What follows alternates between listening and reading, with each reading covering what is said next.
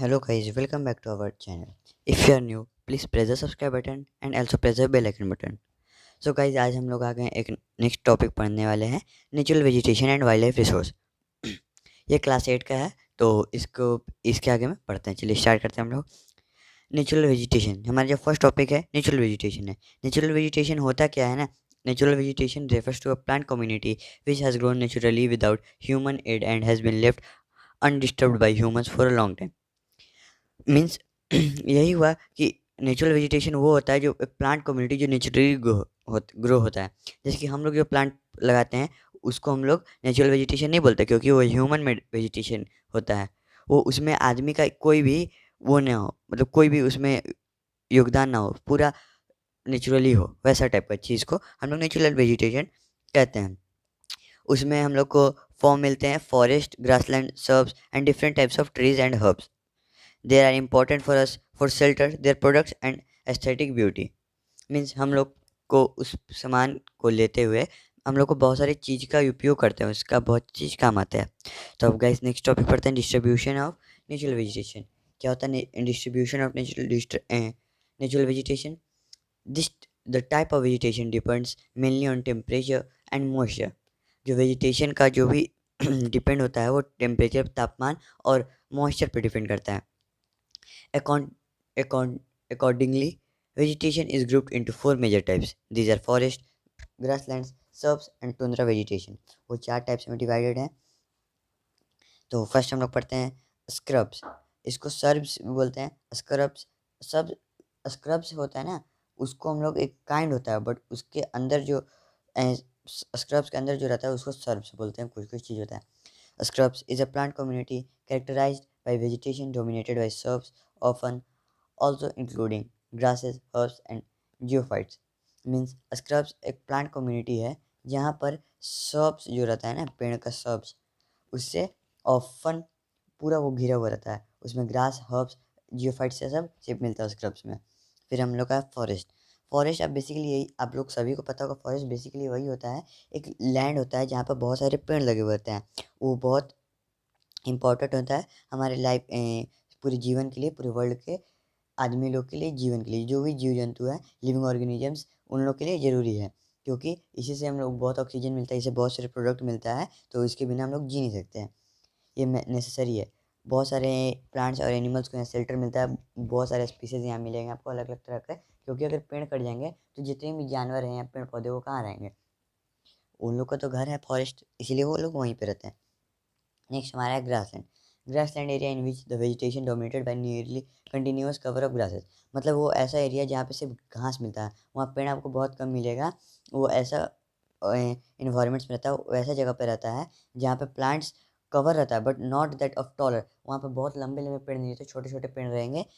मतलब आसपास में जहाँ भी देखिएगा आप, वहीं पे वहाँ एक चीज़ है, वहाँ अगर आप उस रीजन में जाइएगा तो वहाँ मॉडरेट रेनफॉल होता है, और वहाँ बहुत शॉर्ट होता है। Majority of area is covered with long and short grasses. बड़े बड़े और छोटे छोटे घासेस से वो पूरा कवर रहता है, पूरा area.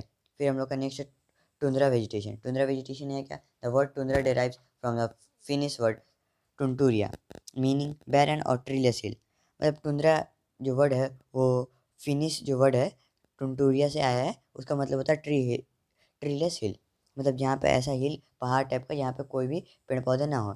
Instead the tundra has patchy low to ground the vegetation consisting of a small shrubs. वहाँ पे आपको स्मॉल स्मॉल सब्स मिलेगा, ग्रासेस मिलेगा, ये सब जितने भी चीज़ें छोटे छोटे वहाँ मिलते हैं। वहाँ पर present in very cold polar region, वहाँ बहुत ठंडी पड़ती है। वैसे रीजन में जाइएगा तो the surface is almost barren without any green cover and almost entirely covered with snow. वहाँ पर अगर आप लोग जाइएगा तो क्या होता है ना, कि वैसे एरिया में वो पूरा बैरन होता है, और वहाँ पर पूरा ग्रीन कवर ऑलमोस्ट पूरा, वहाँ पे ज़्यादातर बर्फ होता है, बहुत ठंडे जगह पे मिलता है। फिर हम लोग को पढ़ते हैं टाइप्स ऑफ फॉरेस्ट। कौन से टाइप्स ऑफ फॉरेस्ट होता है? Depending on when the trees set their leaves, forest have been classified as evergreen and deciduous. वो दो टाइप्स में आपको पता ही होगा, आपने पिछले क्लास में भी पढ़ा होगा, क्लास 7 में अगर आप लोगों ने पढ़ा होगा तो आपको ये पता होगा कि वो दो टाइप में डिफाइंड है, एवरग्रीन और डिसाइडियस। उसके बारे में हम लोग आगे पढ़ेंगे, देखते हैं अब हम लोग। उसके बाद अब नेक्स्ट टॉपिक देखते हैं, इंपॉर्टेंस ऑफ फॉरेस्ट। महत्व क्या है फॉरेस्ट का? They are rich of source in biodiversity and are a product of billions of years of revolution. Forest are useful to us in numbers of way. वो बहुत सारे वे में हम लोग के लिए यूजफुल है। तो फिर हम लोग देखेंगे गाइस क्या डिफरेंस होता है एवरग्रीन और डिसाइडस फॉरेस्ट में। जो एवरग्रीन फॉरेस्ट होता है ना, वहाँ पे बहुत रेनफॉल होता है और वहाँ पे सनसाइन अबेंडेंट होता है, मतलब बहुत उतना नहीं रहता, थोड़ा सा थोड़ा ही मोड़ा रहता है, लेकिन वहाँ पे बहुत रेनफॉल होता है। डिसाइडस फॉरेस्ट में क्या होता है, वहाँ बहुत मॉडरेट कूल, मतलब तापमान थोड़ा ठंडा टाइप का रहता है और रेनफॉल उतना नहीं होता है। ट्रीज एवरग्रीन में क्या होता है, जो trees in this forest do not shade there leaves. वहाँ का जो एवरग्रीन फॉरेस्ट के जो भी पेड़ होते हैं उसे पत्ते जल्दी झड़ते नहीं हैं कोई भी एरिया में।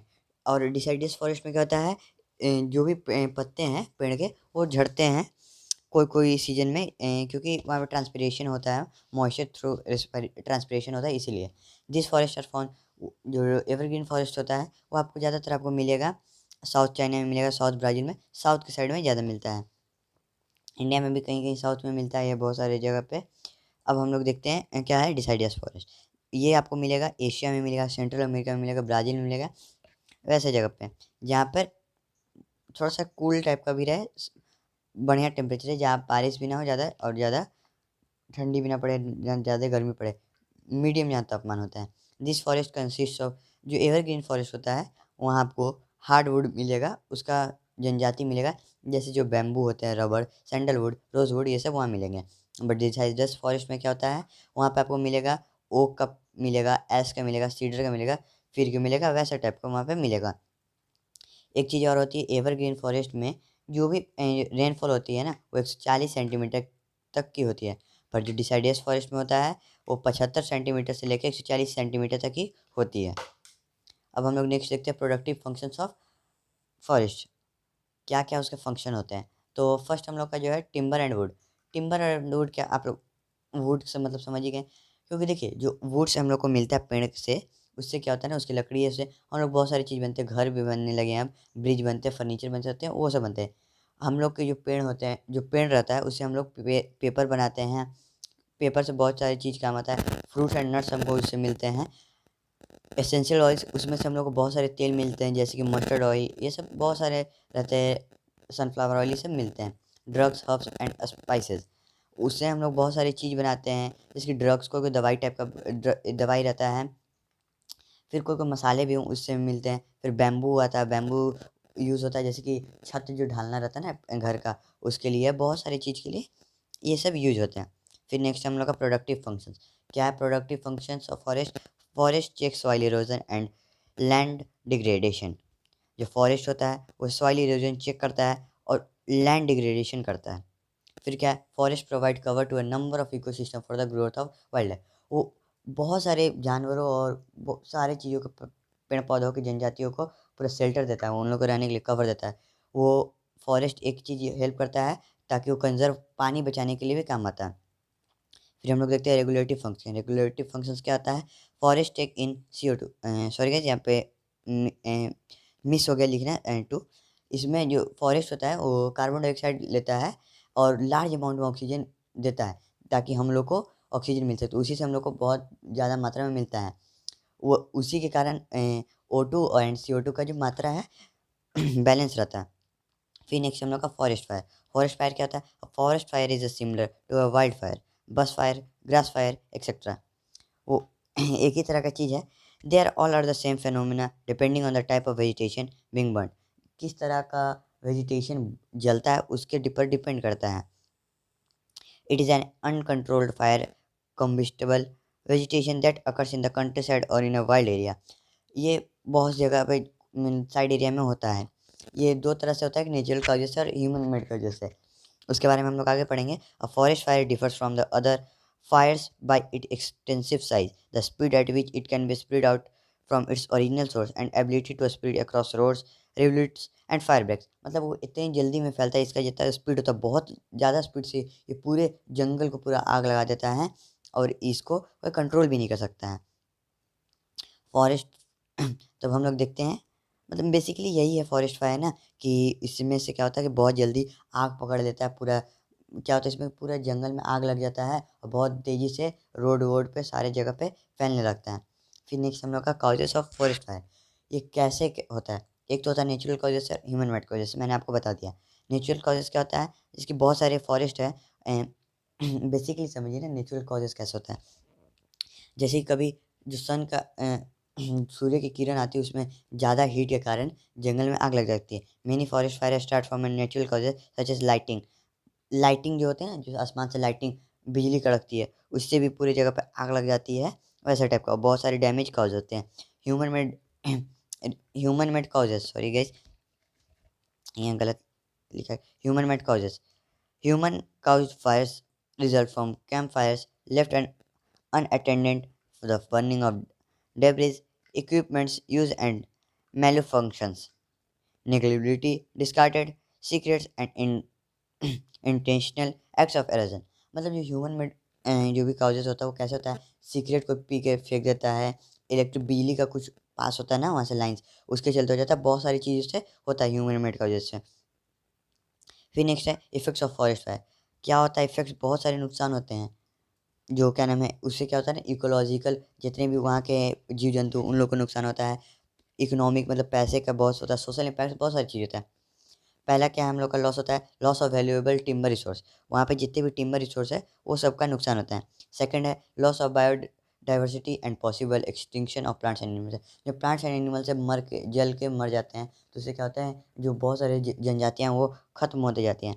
Loss of wild life habitat and wild life, ये बता दिया। Reduction of in forest cover, जो पूरा जंगल पूरा जल जाता है तो उससे क्या होता है, पूरा कम हो जाता है, पेड़ पौधे कटते जाते हैं। Soil erosion affecting in its productivity, जो सॉइल इरोजन है वो इफेक्ट होता है और उसका प्रोडक्टिविटी भी होता है। बहुत सारे हेल्थ प्रॉब्लम होता है, क्योंकि बहुत सारे CO2 कार्बन एमिशन सब निकलता है, कार्बन डाइऑक्साइड, उससे बहुत सारे चीज़ होता है। Loss of livelihood for tribal people who are dependent upon collection of forest produce for their survival. जितने भी आदिवासी लोग हैं उन लोग को बहुत नुकसान इससे पहुंचता है।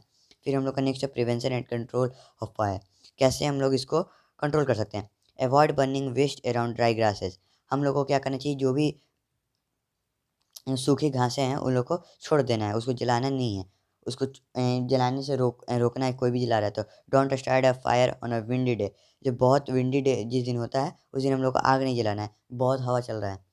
यूज़ उस दिन हम लोग को नहीं जलाना है, जब जिस दिन बहुत हवा जाना है। यूज़ अ कैन और फायर पिट। हम लोग कैन और फायर पिट का यूज़ कर सकते हैं। Never burn household waste. जैसे कि जितने भी घर के जो कचड़े होते हैं वो सबको हम लोग जलाना नहीं है, वो सबको हम लोग को रिसाइकिल के लिए भेज सकते हैं, या फिर जो भी हम लोग के गाँव या शहर में जहाँ पे डस्टबिन है वहाँ पे डाल सकते हैं। जो भी गवर्नमेंट होती है, म्युनिसिपैलिटी होती है, वो वहाँ से ले जाता है जितने भी कचरा है। वैसा चीज़ don't throw explosive and combustibles into the fire. कोई भी एक्सप्लोसिव चीज़ जिससे और आग लगे फैले, वैसा चीज़ हम लोग को उसमें फेंकना नहीं है। जंगल में जहाँ पे थोड़ा मोड़ा भी आग लगा हुआ है उससे ज़्यादा हो जाता है। एक चीज़, वैसे ही बहुत सारी चीज़ होते रहते हैं। एक चीज़ होता है the municipal solid waste management and handling rules 2000 and the environment pollution authority also prohibits the burning of leaves. जो म्युनिसिपैलिटी ये जो था रूल्स, वो लोग क्या नाम है वो किया है, निकाला एक नियम, उसमें कोई भी आदमी पत्ता जला नहीं सकता पेड़ का, ये है। नेक्स्ट हम लोग का वाइल्ड लाइफ। वाइल्ड लाइफ क्या होता है, जानवर लोग के बारे में, वही वाइल्ड लाइफ होता है। The animal world is broadly classified as domesticated animals and wild life. इसको में एनिमल्स एंड वाइल्ड लाइफ के बारे में, जानवरों की जनजातियों के बारे में दिया गया है। फिर इसमें वही सारी चीज़ें कि क्या क्या होता है। फिर हम लोग डायरेक्ट अब देखते हैं distribution of wild life. Wild life can be found in all ecosystem. वो हम लोग को सारे इकोसिस्टम में हम लोग देख सकते हैं। डेजर्ट्स में देख सकते हैं, जो भी डेजर्ट्स होते हैं ना वहाँ पे हम लोग देख सकते हैं। जंगलों में देख सकते हैं, जहाँ पे भी बर्फ़ ज़्यादा होता है वहाँ पे देख सकते हैं। जितने भी जगह, सारी जगह हम लोग देख सकते हैं। All have distinct form of wild life. वहाँ पे जितने भी तरह के फॉर्म्स होते हैं ना वाइल्ड लाइफ, वहाँ उसमें मिलते हैं हम लोग को। जैसे कि preferred areas of habitation such as conductive of the natural survival. उन लोगों के जीवन के लिए वाइल्ड डिस्ट्रीब्यूशन किया गया फॉरेस्ट में उन लोग रहते हैं। They are naturally adapted to the living and surviving in the geographical condition of those place. जो वो जानवर लोग होते हैं वो प्राकृतिक देन से वो लोग वहाँ पर रहते हैं और अपना जीवन व्यतीत करते हैं वहाँ पर। नेक्स्ट है वाइल्ड लाइफ इन इंडिया। जो वाइल्ड लाइफ है वो भारत में वो कैसे होता है। In India forest land nurture about 500 species of mammals and more than 2000 bird species।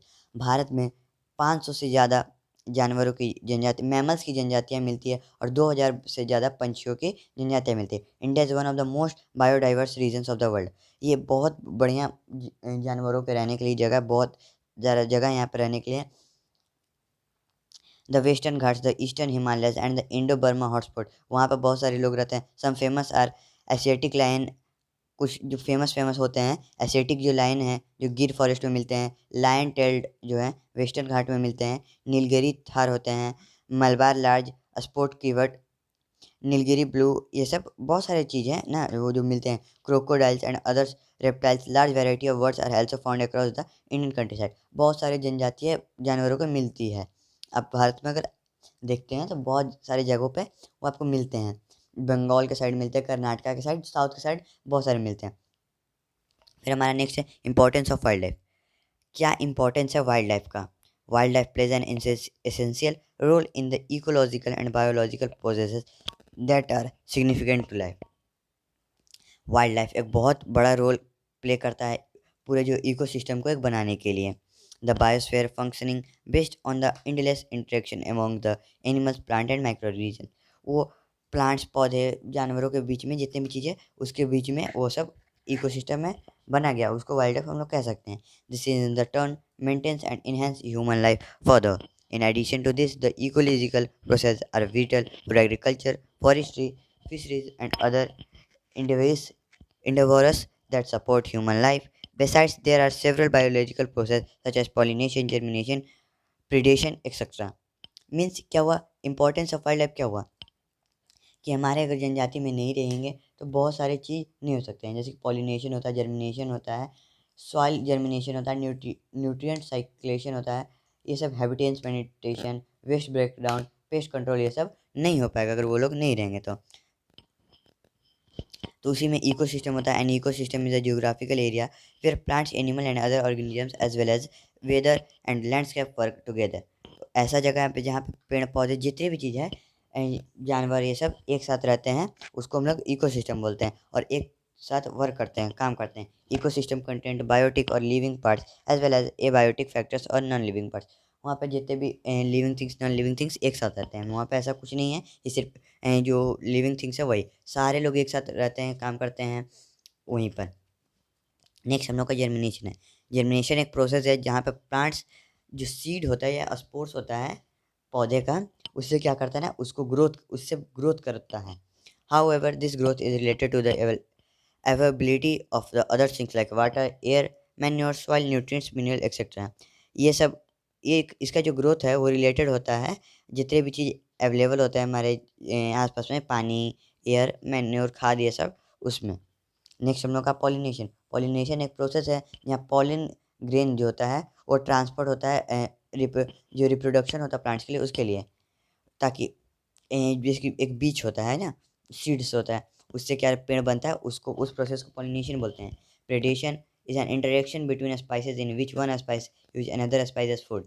Predation होता है ना कि एक दो कुछ दो मतलब एक से ज़्यादा स्पीसीज में वो सब एक साथ होता है। उसमें क्या होता है, एक जो स्पीसीज है ना वो दूसरे के स्पीसीज को फूड मानता है, वैसा इस टाइप का। जैसे कि शेर है, वो दूसरे जानवरों को अपना मानता है, उस पर डिपेंडेंट है।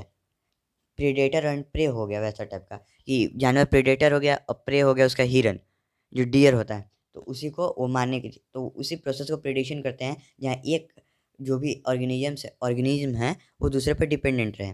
नेक्स्ट हम लोग का reason for the loss of natural vegetation and wild life. Number of human activities and natural factors are responsible for the loss of natural vegetation and wildlife, which takes thousands of year to your pennies. Some of these are as given below. बहुत सारी चीज़ें जिससे नुकसान हो रहे हैं ना, उससे natural vegetation and wild life extinct होते जा रहे हैं। उसमें है ह्यूमन एक्टिविटीज़ के द्वारा हो रहा है, डिफॉरेस्टेशन के द्वारा हो रहा है, सॉइल इरोजन के द्वारा हो रहा है, फॉरेस्ट फायर के बारे में हो रहा है, नेचुरल डिजास्टर्स के बारे में होता है, पोचिंग, ह्यूमन इंटरफेरेंस। कैसे क्या होता है इंटरफेरेंस, लाइक जितने भी पेड़ वेड़ कट रहे हैं, हम लोग को जगह चाहिए रहने के लिए, वैसे जगह उस कारण भी ह्यूमन इंटरफेरेंस हो रहा है। डिफॉरेस्टेशन, पेड़ ये सब कट रहा है ताकि रहे, उससे क्या हो रहा है कि जो वाइल्ड लाइफ ये सब है एक्सटिंक्ट हो जाता है, वेजिटेशन एक्सटिंक्ट हो जाता है। सॉइल इरोजन क्या हो रहा है, soil erosion cause loss to vegetation and animal life. Soil erosion अगर ख़त्म होता जाता है तो जो वेजिटेशन एंड वाइल्ड लाइफ है, एनिमल लाइफ, वो ख़त्म हो जाता है। फॉरेस्ट फायर के मैंने बता दिया कि जंगलें जलने लग रही है, नेचुरल डिजास्टर, सुनामी आ रहे हैं, लैंडस्लाइड्स आ रहे हैं, उसे बहुत सारी चीज़ आ रहे हैं। पोचिंग हो गया, poaching of wild life animals for collection and illegal traders of hides. Means क्या हुआ, जो पोचिंग होता है ना, वो कलेक्टिंग, जैसे कि जो भी कलेक्टिंग हम लोग करते हैं ना, जो भी स्किन्स होता है, नेल्स होता है, टीन होता है, उससे भी एक्सटिंक्ट होते जा रहे हैं। वो जिस जानवर को मार के हम लोग उनका उसका मांस ले रहे हैं, तो उससे क्या हो रहा है, मांस ले रहे हैं, जो भी उन लोग से स्किन ये सब ले रहे हैं, तो उससे क्या हो रहा है कि वो सब एक्सटिंक्ट होते जा रहे हैं, एक समय पर वो एक्सटिंक्ट हो जाएंगे। एरियाज ऑफ कंजर्वेशन, इंडिया में कुछ कुछ जगहों पे उसका कंजर्वेशन होता है। The natural vegetation and wild life can be conserved and protected by increasing awareness about their importance and creating environment for the protections. Some of these protected environment are as given in the area of natural environment is conserved. Human activities and minimal and measure are taken to preservation ecosystems that are national parks, wildlife sanctuaries and biosphere rivers. मतलब जो जो भी ये सब चीज़ है, wild life natural vegetation को बचाने के लिए बहुत सारी सरकार कदम उठा रही है, ताकि वो बचे। नेचुरल पार्क्स बना रही है, वाइल्ड लाइफ सेंचुरीज बना रही है, फिर बायोस्फीयर रिजर्व्स बना रही है। नेशनल पार्क वही जगह होता है जहाँ पर स्ट्रिक्टली जितना भी वाइल्ड लाइफ होता है, फ्लोरा एंड फौना दोनों वहाँ पे रखा जाता है। Wild life sanctuary, a sanctuary gives protection of fauna only. वहाँ पे सिर्फ जो फौना होता है, जानवर लोग, उन लोगों को बचाए, उस अच्छा से रखा जाता है। वहाँ पर किसी भी जानवर को मारा या नहीं, पूरा सख्त मना होता है और वहाँ अच्छे से रखा जाता है। फिर जो बायोस्फीयर रिजर्व्स होता है, वो होता है, these are a special category. वहाँ पे एक बहुत बढ़िया एरिया होता है जहाँ पर जितने भी वो लोग रहते हैं उन लोग को अच्छे से रखा जाता है, और वहाँ अच्छे कोई भी वहाँ पे मार नहीं सकता, वैसा जगह पर रखा जाता है। फिर हम लोग का यहाँ पर है एक डाटा शो करता है, वहाँ दिखाता है कि कहाँ का इंडिया में नेचुरल वेजिटेशन है। इसका आप स्टॉप करके देख सकते हैं। फिर नेक्स्ट है efforts to conserve national vegetation and wild life. क्या एफर्ट्स लिया जा रहा है सरकार के द्वारा ताकि जो natural vegetation and wild life को बचा सके। Conservation and protection of national parks, wild life sanctuaries and biosphere reserves. मतलब कंजर्वेशन होता है ना, क्या हो रहा है, बहुत सारे national parks, wild life sanctuary, biosphere बचाया जा रहा है, बनाया जा रहा है बहुत सारे, ताकि उस वो बहुत दिन तक रह सके, जितनी भी जनजातियाँ हैं, पेड़ों की, पौधों की, जानवरों की, वो सब। बहुत सारे प्रोग्राम्स, अवेयरनेस, जागरूकता अभियान चलाया जा रहा है, जैसे कि वना महोत्सव चलाया गया, ताकि वहाँ पे दिखाया गया, गाँवों में, शहरों में, सब जगह दिखाया गया, ताकि बताया जाए कि उस सब बचाना चाहिए। इनकरेजिंग, इनकरेज करता है उन लोग स्कूल चिल्ड्रंस को, ताकि बर्ड्स वाचिंग जो है ना, नेचुरल जो नेचर कैंप्स रहते हैं, वो सबको देखे। एक होता है, जितने भी नंबर रेयर स्पाइसेस होते हैं ना, वो लोग को अच्छे साइंटिस्ट के द्वारा केयर किया जाए अच्छे तरह से।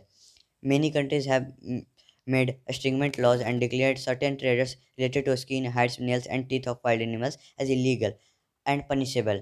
बहुत सारे देशों में ये सब रूल बनाया गया है कि कोई भी जानवर को बेच, अवैध तरीके से बेच ये सब नहीं सकता है, मार नहीं सकता है, वो इलीगल है, और अगर वो पकड़ा गया तो उसको पनिश किया जाएगा। Indian government has band the, Bharat सरकार शेरों, बाघों, हिरनों, जितने भी है बस्टार्ड्स, मोरों को मारने से बैन लगाई है। जो WWF है, world wide fund for nature है, वो क्या हुआ है, इंटरनेशनल नॉन गवर्नमेंट ऑर्गेनाइजेशन है, वो पूरा वर्क करता है पूरे दुनिया के वर्ल्ड्स को बचाने, जितने भी नेचुरल वेजिटेशन है, ये सब को बचाने के लिए एंड वाइल्ड लाइफ को बचाने के लिए। तो गाइस यही था इस वीडियो में। तो अगर आपको कोई और वीडियो में डाउट हो तो आप मेरे को कमेंट कर लीजिएगा। तो थैंक यू इस वीडियो को देखने के लिए, तब तक के लिए टाटा बाय, जय हिंद, मातरम। फिर मिलेंगे एक और वीडियो में। Thank you guys.